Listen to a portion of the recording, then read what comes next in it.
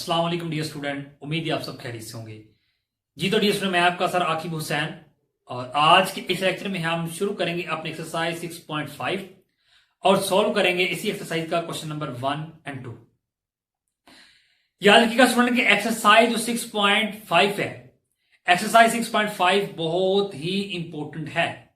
किसके लिए? एक्सरसाइज 6.6 के लिए। देखिए जो एक्सरसाइज 6.5 है ये क्या है? ये बेस है एक्सरसाइज 6.6 की, यानी कि ये बुनियाद है। आपको एक्सरसाइज 6.5 अगर अच्छे से आ गई, ठीक है, तो याद रखिएगा कि एक्सरसाइज 6.6 आपके लिए मुश्किल नहीं होगी। ओके, यानी कि एक्सरसाइज 6.5 के अंदर जो जो हमने काम करना है वही काम हमने अपनी एक्सरसाइज 6.6 के अंदर भी करना है। तो फिर आपने एक्सरसाइज 6.5 को अच्छे से समझ लेना है, ठीक है। एक्सरसाइज 6.5 शुरू करने से पहले तो यहां पे चंद चीजें आपने अंडरस्टैंड करनी, ठीक है, क्योंकि इसके अंदर हमने करना है क्या है कि इस कंप्लीट एक्सरसाइज के अंदर हमने एक तो मक्ता मालूम करना है और उसके बाद हमें इल्म होना चाहिए कि नादर कालब और गैर नादर कालब क्या है, ठीक है। और उसके बाद हमें यह भी इल्म होना चाहिए कि ज़रबी मकूस हमने कैसे निकालना है। बस ये एक्सरसाइज के अंदर काम है जी। अगर हम यहां सबसे पहले बात कर रहे हैं जी मक्ते की, ठीक है, कि आपने मक्ता कैसे निकालना है। 4 पॉइंट हमारी इस एक्सरसाइज के, ठीक है। पहला मक्ता, फिर नादर कालब, उसके बाद गैर नादर कालब और चौथा क्या जी? ज़रबी मकूस। ओके, अब मक्ता कैसे निकालना है? देखिए अगर आपके पास कोई कालब ए है, सपोज जी हमारे पास यहां में लिखा जी कालब ए आपके पास है, कौन सा जी? A B C and D, ये आपके पास कालब है और आपको कहा जाए जी कालब ए का मक्ता मालूम कीजिए। आप मक्ता कैसे निकालें? देखिए आपने करना क्या है कि इस कालब ए के एक कालब ए लेना है और यहां पे 2 लाइनें ये लगा देनी है। तब ये 2 लाइनें आप लगा देंगे, इसका मतलब क्या जी? आप मक्ता ले गए। ओके, फिर इससे अगला काम क्या है? देखिए आपने करना क्या है, आपने करना है कि आपने जो आपके पास कालब है ना ए, ठीक है, इस कालब सॉरी रुकन ए है, इस रुकन को आपने मल्टीप्लाई करना डी से, यानी कि इसको इससे मल्टीप्लाई करना है, ए को डी से। क्या जी? क्या आएगा? आप मल्टीप्लाई करेंगे तो ए डी आ जाएगा ना। ओके, और सेंटर पे लगाना आपने माइनस का साइन, या देखिए मक्ते में सेंटर के अंदर माइनस का साइन आएगा। फिर आपने मल्टीप्लाई करना है सी और बी को, क्या आ जाएगा? बी सी आ जाएगा। बात समझ आ गई? इस तरह आपने निकालना जी, मक्ता निकालना है कि आपने इस रुकन को मल्टीप्लाई करना है इस रुकन से और इस रुकन को मल्टीप्लाई करना आपने इस रुकन से, ठीक है। और इस तरह फिर आपके पास क्या आ जाएगा जी? मक्ता आ जाएगा। बात समझ आ गई है? इस तरह आपने निकालना मक्ता। अब हम बात कर रहे थे जी नादर कालब और गैर नादर कालब की। देखिए अगर आपके पास कोई मक्ता, जैसे आपके पास काल ए है ना, ए का आपने निकाला जी मक्ता और वो इक्वल आ गया किसके जी? 0 के। याद रखिएगा जब आपने कोई भी आपके पास कालब हो उसका मक्ता आपने निकाला है और उसका मक्ता आ गया, सुनो आपके पास 0 के इक्वल आ गया है। जब मक्ता 0 आ जाएगा तो फिर वो कालब हमारा होगा कौन सा जी? नादर कालब। कौन सा होगा? नादर कालब, ठीक है। तो जो सर का क्वेश्चन नंबर 2 है उसमें यही पूछा कि आपने नादर और गैर नादर को अलग अलग करना है। तो नादर और गैर नादर आप तभी बता सकेंगे जब आपको पता होगा नादर क्या होता है, गैर नादर क्या होता है। देखिए मक्ता 0 आ गया तो नादर। अगर आपके पास मक्ता 0 नहीं आया, नॉट इक्वल 0, यानी कोई वैल्यू आ गई, जैसे फिर 2 आ गया। जब आपके पास मक्ता 0 इक्वल नहीं होगा, कोई वैल्यू आपके पास आ जाएगी, वो काला फिर आपके पास क्या होगा जी? वो होगा जी गैर नादर कालब होगा। क्या होगा? गैर नादर कालब होगा। ये बात आपने याद रखनी, ठीक है। नादर कालब और गैर नादर कालब में ये फर्क है। ओके, उसके बाद आ जाए ज़रबी मकूस क्या जी? अब ज़रबी मकूस आपने कैसे निकालना है? देखिए ज़रबी मकूस आपने निकालना है, लेकिन उसके लिए आपको 2 चीजें चाहिए, ठीक है। सपोज कि आपके पास कालब ए है, कालब ए का आपने निकालना है ज़रबी मकूस। तो ज़रबी मकूस निकालने के लिए आपको उसमें 2 चीजें चाहिए। एक तो चाहिए कालब ए का एडजॉइंट और दूसरा चाहिए कालब ए का मक्ता। अगर इसका फार्मूला देखें तो हमारे पास कुछ यूं होता है कि जी ए इनवर्स, इसका मतलब कि जी जो ऊपर माइनस वन है इसका मतलब है कि इसका ज़रबी मकूस, ए का ज़रबी मकूस आपने निकालना है। तो उसके लिए आपको 2 चीजें चाहिए, एक तो चाहिए एडजॉइंट और दूसरा चाहिए मक्ता। ये बात आपने याद रखनी है। जो भी आपके पास कालब होगा उसका अगर आपने ज़रबी मकूस निकालना है तो उसके लिए सबसे पहले तो आपने उसका मक्ता ले लें या जॉइंट ले लें। और जॉइंट भी चाहिए आपको और मक्ता भी चाहिए। जब ये दोनों चीजें आपके पास होंगी तो फिर इस तरह आपने जॉइंट ऊपर लिखना, मक्ता नीचे लिखना है, फिर उसके बाद आगे मजीद आपने हल करना है। ओके, तो ज़रबी मकूस निकालने के लिए ये 2 चीजें चाहिए। इसको आपने अच्छे से याद रख लेना, ठीक है। एमसीक्यूज के अंदर भी आपको पूछ लेते हैं जी कि ज़रबी मकूस निकालने का फार्मूला क्या है, या ज़रबी मकूस आप कैसे निकालते हैं, ठीक है। तो क्या एडजॉइंट ए ओवर ए का मक्ता। तो ये चीज आपने अच्छे से याद रख रही है। आपको एमसीक्यूज के अंदर भी पूछ लेते हैं जी ए इनवर्स किसकी इक्वल है जी? एडजॉइंट ए ओवर ए का मक्ता इसके इक्वल है। ओके, तो ये काम है हमारा टोटल एक्सरसाइज का, एक्सरसाइज 6.5 का। आज के सिलेक्शन में हमें करना है क्या, आज के इस लेक्चर में हमने इसके फर्स्ट 2 क्वेश्चन सॉल्व करने एक्सरसाइज के 1 और 2, और उसके अंदर हमने मक्ता ही मालूम करना है, ठीक है। और फिर हमें साथ बताना है कि नाज़िर और गैर नाज़िर, बस ये काम है हमारा आज के इस लेक्चर में, ठीक है। तो चलिए फिर फर्स्ट ऑफ ऑल तो यहाँ पे सॉल्व करते हैं अपना क्वेश्चन नंबर 1, और क्वेश्चन नंबर 1 में हमारे पास 4 पार्ट है और 4 के 4 यहाँ पे मैंने लिख लिए, ठीक है। तो चलिए पहले तो इनको सॉल्व करते हैं, फिर 1 बाय 1।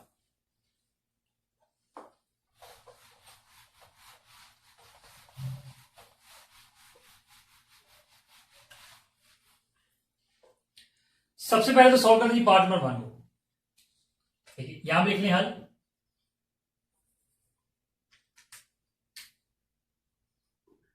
पार्ट नंबर 1 के आपके पास वो है, ठीक है।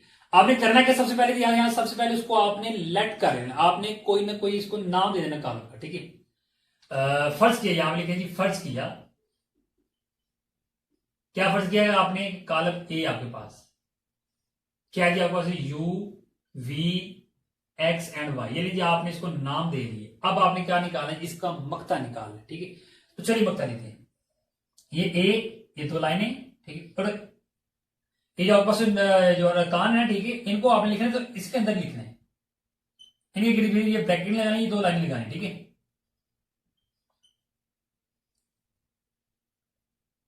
ये लीजिए, अब निकाले जी मक्ता। मालूम है आपको कैसे निकालना है, क्या किया था हमने, अपने जो कंसेप्ट अंडरस्टैंड किया था उसमें हमने इस वैल्यू को से मल्टीप्लाई किया था, यानी क्या लिखा था हमने, यहां लिखा जी u मल्टीप्लाई वाई और माइनस एक्स मल्टीप्लाई वी, ये ठीक है। अब u को y से करेंगे तो u y ही आ जाएगा, एक्स वाई को x को v से करेंगे तो x v ही आ जाएगा, ये स्टूडेंट। अब ये दोनों वैल्यूज आठ से बात है तो आगे तो माइनस नहीं होती, ठीक है। तो फिर यही आपको क्या होगा, इसका रिक्वायर्ड आंसर होगा, ये ठीक है। तो पार्ट नंबर 1 का तो आपने ये निकाल लिया मक्ता, अब आपने क्या करना है, पार्ट नंबर 2 का निकालना है। तो चलिए यहां भी कर लेते हैं, यहां भी लिखी हल, और पार्ट नंबर 2 का आपके पास ये, उसको पहले लिया लिखा जी फर्ज किया, पहले फर्ज कर लें, फर्ज किया जिसको नाम दे लें जी, कॉलम ए के नाम दे लें, क्या जी -2 है, 5 है, 1 4, मक्ता निकाल लिया, क्या जी -2 5 1 एंड 4। अब इसी का काम करिए, 2 को मल्टीप्लाई करेंगे किसी 4 से, पहले तो इस तरह लिख लेंगे 2 मल्टीप्लाई 4, सेंटर माइनस का साइन, उसके बाद जी 1 मल्टीप्लाई क्या आएगा जी 5 आ गया, ठीक है। अब 2 को 4 से मल्टीप्लाई करेंगे कितना आएगा -8, और -1 को 5 से करेंगे कितना आएगा आपके पास जी 5 आ जाएगा, ओके। तो फाइनली फिर आपके पास पता क्या आ जाएगा, -1 प्लस और कितना आ जाएगा 8 प्लस 5 13 आ जाएगा, यानी कि -30 आपके पास क्या आ गया जी, रिक्वायर्ड आंसर आ गया है, ये नहीं। बस इतना सा काम है, आसान सा काम है मक्ता मालूम करने का, ठीक है। तो ये था हमारे पास पार्ट नंबर 2। अब सोल्व करते हैं जी पार्ट नंबर 3 को।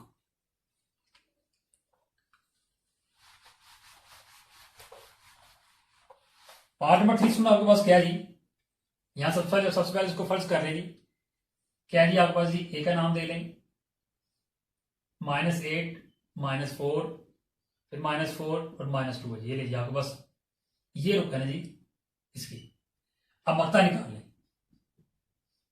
-8 -4 फिर -4 फिर -2, ओके।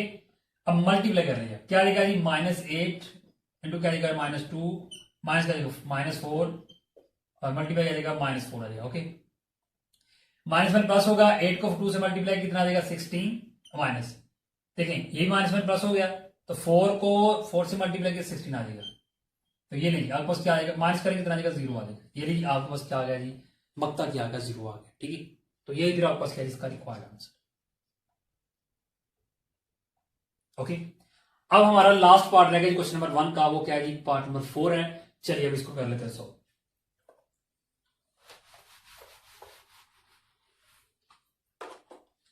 क्या जी पार्ट नंबर 4, इसको भी नाम दे लें एक जी, क्या जी 1 divided by 1, 3 divided by 8, 1 divided by 8 और 1 डिवाइडेड बाय 4, ओके। चलिए मक्ता निकालें इसका, 1 divided 1, 3 divided by 8, 1 divided by 8 और 1 डिवाइडेड बाय 4। अब इसका काम करके क्या आ जाएगा जी, 1 मल्टीप्लाई, ठीक है, 1 और 1 मल्टीप्लाई क्या जाएगा 1 और 4 माइनस का साइन, उसके बाद क्या जाएगा जी 1 और 8 मल्टीप्लाई क्या जाएगा जी 3 और 8, ठीक है। अब इससे अगला काम किया जी, देखिए पहले तो उनको मल्टीप्लाई कर दिया, 1 को 1 से मल्टीप्लाई किया तो 1 ही आ जाएगा, और नीचे 1 को 4 से किया तो 4 आ जाएगा। ओके, तो कटिंग तो होती नहीं इनकी, माइनस। अब इधर से भी कटिंग होती है तो फिर ऊपर वाली वैल्यू को ऊपर मल्टीप्लाई कर दें। 3 को 1 से किया 3 आ गया, और 8 को 8 से कितना आ जाएगा 64 आ जाएगा। अब ये आपके पास क्या आ गई, कसर की फॉर्म में कीमती आ गई। तो आपको मालूम है जब कसर की फॉर्म में कीमती आ जाए तो फिर आप क्या कहते हैं, एलसीएम लेते हैं। यहां से एलसीएम क्या आ जाएगा, 64 ही आ जाएगा। फिर इससे अगला काम क्या जी, आप क्या करते हैं कि आपने जाना होता है जी फर्स्ट टर्म में जाना होता है, इसका जो डिनोमिनेटर है उसको आपने इस पे करना होता है डिवाइड, रफ नंबर में 64 डिवाइड बाई 4 करेंगे कितना आ जाएगा, 4 1 4, और 4 कितना आ जाएगा 16, और क्या आ जाएगा आपके पास जी 64 आ जाएगा। ओके, अब जो आपके पास कटिंग करने के बाद आ जाता है फिर उसको आपने क्या करना होता है, इससे ऊपर वाले के साथ मल्टीप्लाई, कितना आ जाएगा 16 माइनस। अब अगली टर्म में जब जाएंगे तो डिनोमिनेटर और एलसीएम सेम हो तो ऊपर वाली कीमत वैसे की वैसी आ जाएगी, ये बात याद रखिए। और 16 में से 3 माइनस करेंगे कितना आ जाएगा आपके पास जी, आ जाएगा जी 13 ओवर क्या है 64। ये लीजिए आपके पास क्या आ गया, रिक्वायर्ड आंसर आ गया।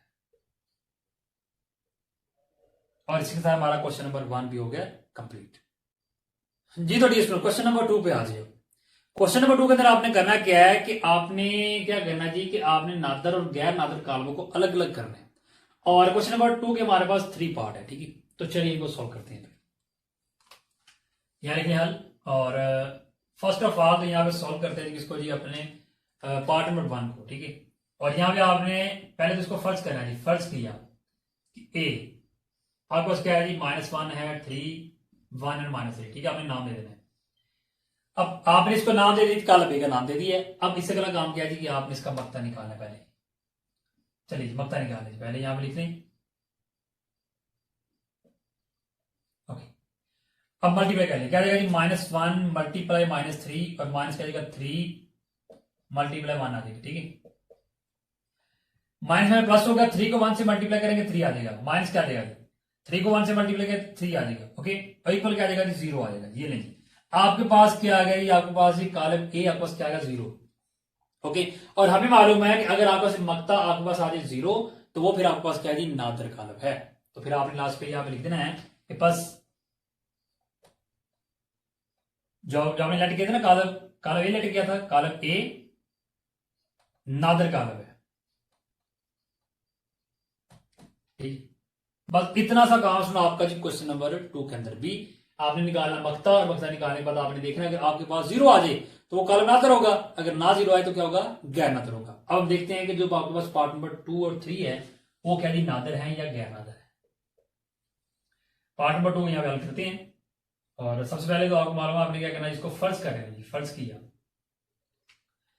चलिए इसको नाम दे दीजिए, कॉलम बी का नाम दे दी 3 8 4 एंड 9।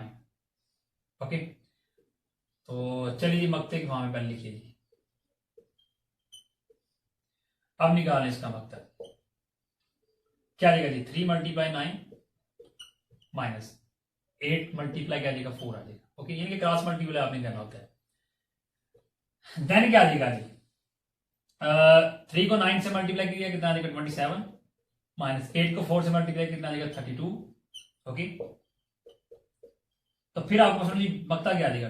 अब देखिए माइनस हो रहा है, 32 में से 27 माइनस करेंगे तो आपको कितना आ जाएगा जी माइनस आपको आ जाएगा जी 5। ये रेशो आपके पास क्या आ गया है -5 आ गया। अब मक्ता आपके पास इक्वल 0 के नहीं आया, जब 0 के इक्वल नहीं आया तो फिर आपने यहां पे लिख देना कि बस जो बी आपके पास है जी कॉलम बी वो क्या है जी गैर नादर कॉलम है। ओके, तो पार्ट नंबर 2 भी आपका हो गया। पार्ट नंबर 3 रह गया, उसको कह देते हैं सो।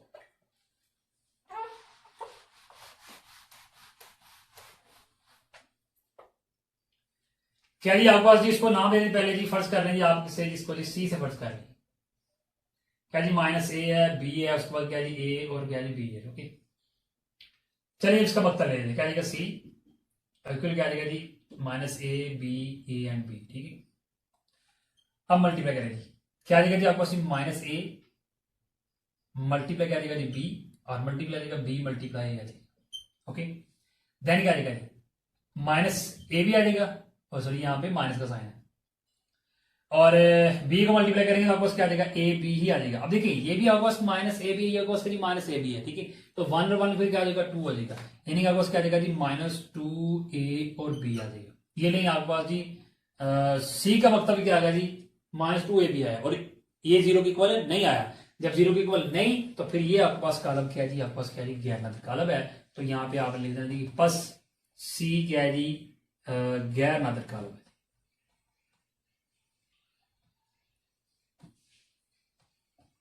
ओके जी, तो डियर स्टूडेंट ये था हमारा आज का लेक्चर, जिसके अंदर हमने अपनी एक्सरसाइज 6.5 का सोल्व किया क्वेश्चन नंबर 1 और 2। और इंशाल्लाह स्टूडेंट नेक्स्ट लेक्चर के अंदर फिर हम सोल्व करेंगे इसी एक्सरसाइज का क्वेश्चन नंबर 3। तो तब तक के लिए दीजिए इजाजत, अपना बहुत ख्याल रखिएगा, अल्लाह हाफिज।